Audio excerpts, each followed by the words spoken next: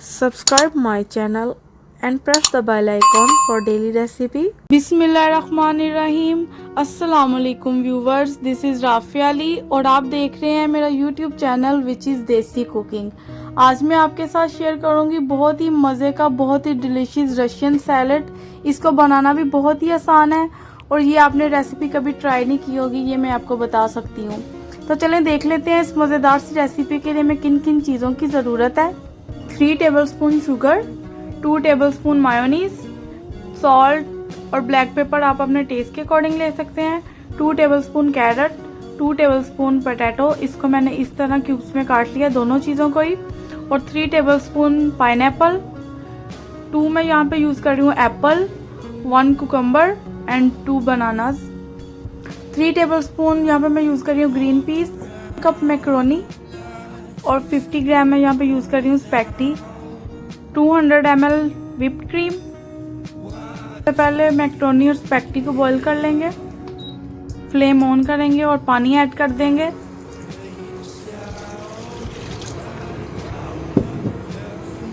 इसमें ऐड कर देंगे सॉल्ट थोड़ा सा ही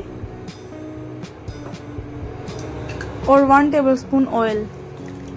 स्पैगेटी और मैक्रोनी आपस में चिपकेंगी नहीं। मैक्रोनी ऐड कर दिया है और स्पैगेटी इसको हमने छोटा छोटा तोड़ के डालना है, ज़्यादा छोटा भी नहीं करना, 3 इंचेस तक हमने इसको रखना है।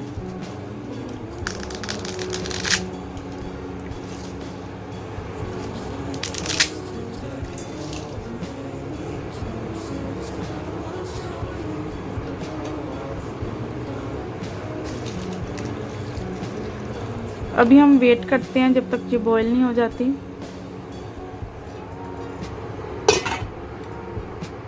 सबसे पहले एक बाउल ले लेंगे, उसके अंदर ऐड करेंगे मायोनीज,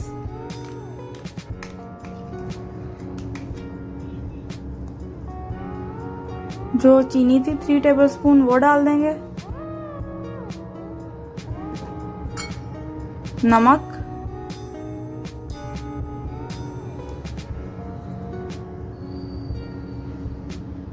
और ब्लैक पेपर,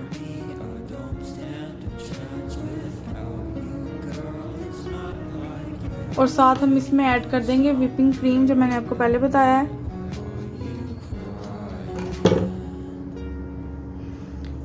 ये 200 ml है लेकिन यहाँ पे आपने 100 ml यूज़ करनी है। अब इन सारी चीज़ों को अच्छे से मिक्स करेंगे और एक अच्छा सा बैटर बना लेंगे।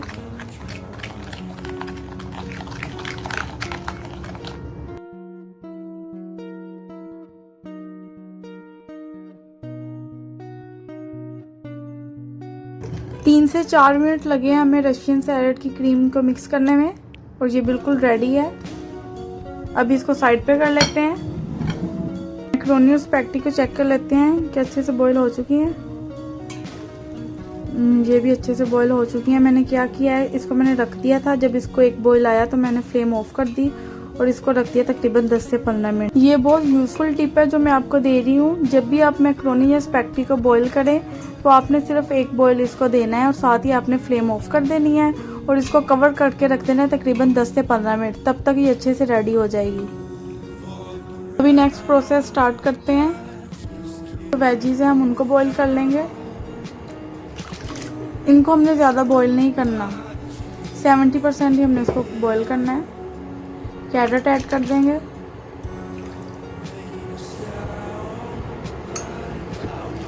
और मटर। अब हमने इसको कुक होने देना है तकरीबन 3 से 4 मिनट। वेजीज हमारी बॉईल हो चुकी हैं। अब हम फ्लेम ऑफ कर देंगे और जो पाइनएप्पल है ना मैंने आपको दिखाया था वो हमने इसमें ऐड कर देना है, लेकिन एक बात, फ्लेम ऑफ ही होनी चाहिए। इसको ऐसे रखना है तकरीबन 5 से 10 मिनट। अब हम कुकम्बर को काट लेंगे।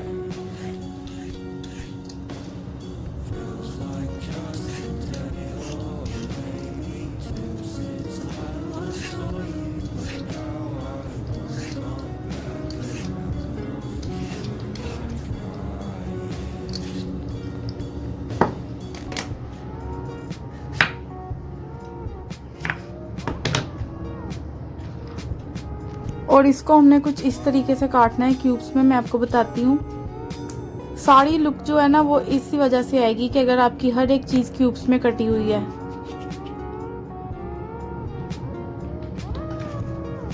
इस तरह से सेंटर से एक लाइन लगाएंगे, साथ में दोबारा,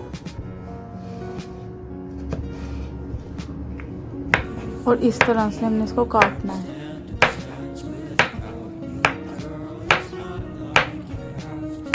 कितने अच्छे क्यूब्स में मैंने इसको काट लिया है। बाकी भी सारा मैं इसी तरह काट लूंगी।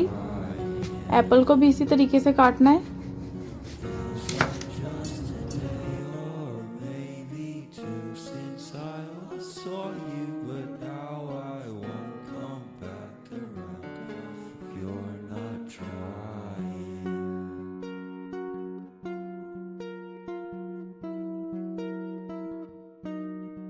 हमने अच्छे से कर ली है, आपने भी सेम इसी तरह से करनी है।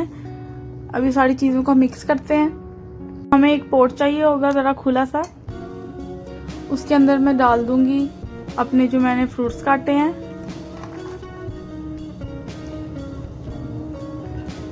साथ ही जो इसमें हमारी वेजीज हैं वो डाल दूंगी, और पाइनएप्पल भी उसी में है।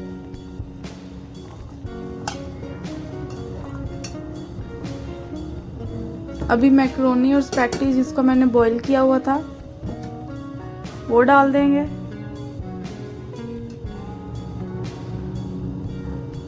और जो हमने रशियन सैलेड के लिए क्रीम बनाई थी वो डाल देंगे।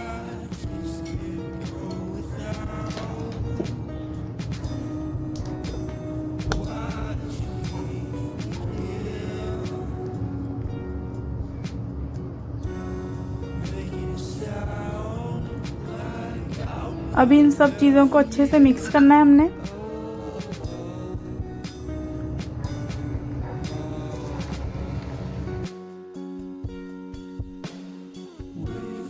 अल्हम्दुलिल्लाह मैंने इसको अच्छे से मिक्स कर लिया, और माशाल्लाह ये देखिए कितनी डिलीशियस लग रही है, कलरफुल, कितनी प्यारी लग रही है।